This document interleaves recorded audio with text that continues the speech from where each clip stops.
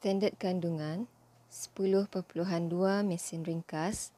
Standard pembelajaran 10.2.1 menjelaskan dengan contoh jenis mesin ringkas dengan menjalankan aktiviti. Hai, apa khabar anda semua hari ini? Semoga anda semua baik-baik sahaja dan dapat mengikuti kelas Cikgu Sutin.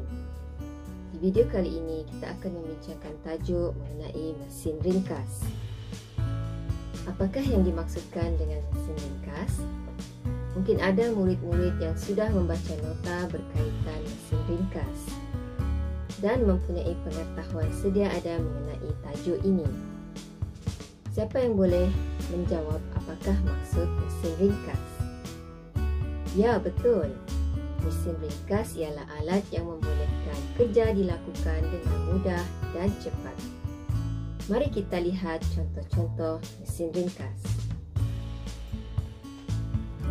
Terdapat 7 mesin ringkas yang akan dibincangkan di video kali ini, iaitu satah condong, roda dan gandar, skru, baji, takal, tuas dan gear.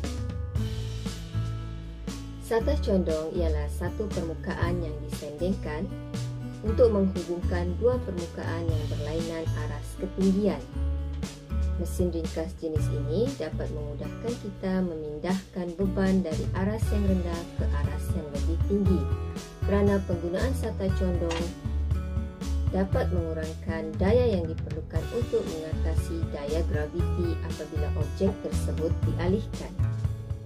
Lebih curam sesuatu satah condong itu, lebih banyak daya yang diperlukan untuk memunggah beban yang berat ke aras yang lebih tinggi. Berikut adalah contoh-contoh penggunaan satah condong. Seterusnya, mesin ringkas, roda dan gandar. Ia merupakan roda yang dipasang pada sebatang rod yang dinamakan gandar. Roda dan gandar berputar bersama apabila daya dikenakan ke atasnya. Oleh itu, mesin ringkas ini memudahkan objek diangkat dan digerakkan.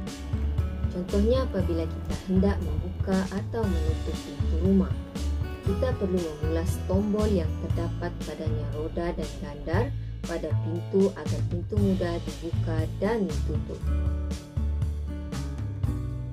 Mesin ringkas skru ialah satah condong berlingkar yang dinamakan bebenang, berbentuk silinder beralur yang digunakan untuk menyatukan dan mengekatkan dua bahagian. Contohnya, skru digunakan untuk melekatkan plat besi seperti engsel pintu ke permukaan pintu. Ini lebih berkesan daripada menggunakan gam. Skru juga digunakan untuk menyatukan dua permukaan, memegang dan mengekatkan dua objek bersama. Mesin ringkas baji ialah satu atau dua satah condong yang membentuk satu hujung yang tajam. Alat yang runcing pada satu hujung ini digunakan untuk memotong atau memisahkan objek kepada dua bahagian. Selain itu, ia juga digunakan untuk memegang dan memberhentikan objek daripada bergerak.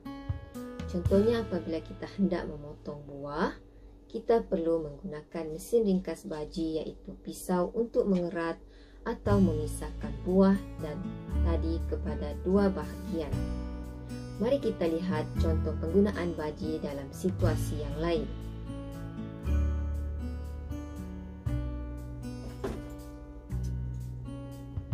Takal terdiri daripada seutas tali atau rantai yang dililitkan pada roda yang beralur.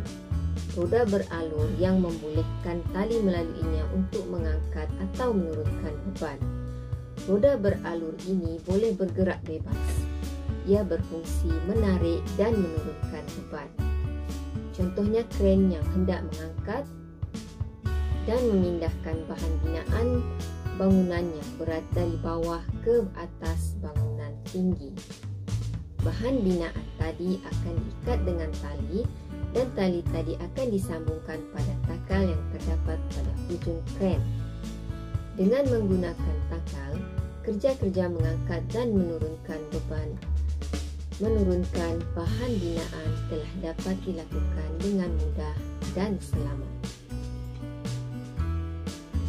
Mesin ringkas tuas ialah sebatang rod yang diletakkan pada satu titik tetap yang dikenali sebagai fulcrum.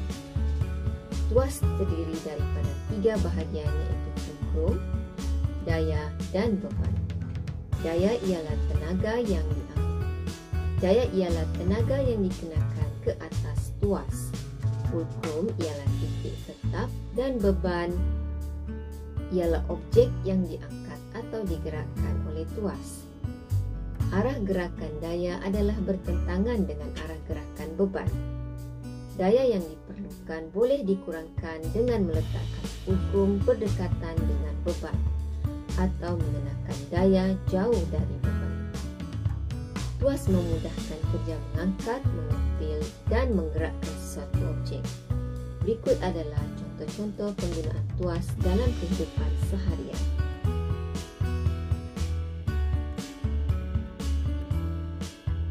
Mesin ringkas gear terdiri daripada roda yang bergigi di sekelilingnya. Roda atau silinder bergigi ini digunakan untuk mengubah arah dan kelajuan pergerakan bahagian lain mesin. Contohnya gear yang terdapat pada bahagian tayar basikal, yang membolehkan kelajuan basikal diubah-ubah mengikut kesesuaian penunggangnya, terutamanya penunggang basikal yang menempuh laluan tidak rata seperti mendaki dan menuruni kawasan berbukit. Mereka perlu mengubah kelajuan pergerakan basikal menggunakan sistem gear yang terdapat pada roda basikal. Baiklah, di sini Cikgu Sutin telah menerangkan 7 jenis mesin ringkas. Cikgu harap anda semua dapat memahami apa yang telah diterangkan sebentar tadi. Sebagai menguji kefahaman anda, sila jawab soalan berkaitan mesin ringkas di akhir video. Sampai berjumpa lagi di video PDPC akan datang. Terima kasih kerana mengikuti kelas Cikgu Sutin. Sebagai tanda sokongan anda, jangan lupa like, share dan subscribe video ini. Selamat belajar!